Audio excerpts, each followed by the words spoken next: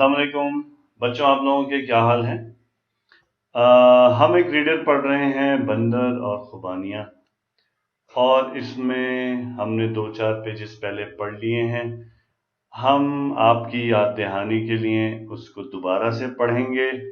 आप भी मेरे साथ साथ इसको देखने और पढ़ने की कोशिश कीजिए।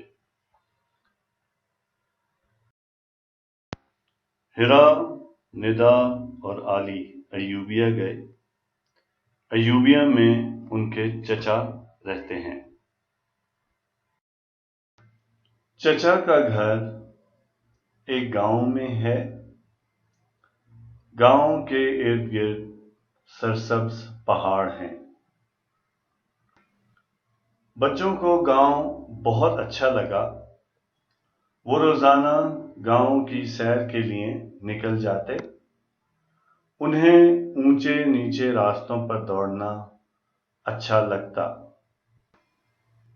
एक दिन जब मौसम बहुत अच्छा था, सब बच्चे नजर बचाकर जंगल की सैर को निकले। सैर करते करते उन्हें खुबानियों के दरख्त नजर आए। हसन बोला, वो देखो, दरख्त पर बंदर भी हैं। वो मजे से खुबानियां खा रहे हैं। बच्चे बोले, हम भी खुबानियां खाएंगे, लेकिन कैसे?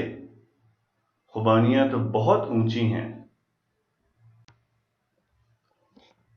हसन बोला, अभी तमाशा दिखाता हूं। यह हमारा आज का सबक है, दोबारा से पढ़ते हैं। हसन बोला, अभी तमाशा दिखाता हूं। बच्चों, यहां पे एक लफ्ज हमने पढ़ा है, तमाशा। तमाशा का मतलब यह है कि कोई दिलचस्प मंजर या कोई मजे की बात करना। उसने बंदरों को अपनी तरफ मुतवज्जे किया और फिर करीब के एक दरख्त की शाख को जोर से हिलाया। अच्छा, इसमें भी हमने एक नया लफ्ज पढ़ा है, वो है मुतवज्जे। और मुतवज्जे का मतलब यह है कि उनकी तवज्जो अपनी तरफ कराना। उसने बंदरों को अपनी तरफ मुतवज्जे किया। दोबारा से पढ़ते हैं। उसने बंदरों को अपनी तरफ मुतवज्जे किया और फिर करीब के एक दरख्त की शाख को जोर से हिलाया। अब बच्चों, एक तो आपने ये सोचना है कि दरख्त की शाख को जब उसने जोर से हिलाया तो बंदरों ने क्या किया होगा। दूसरा, आपको पहले की तरह काम दिया जा रहा है तोड़ और जोड़ का।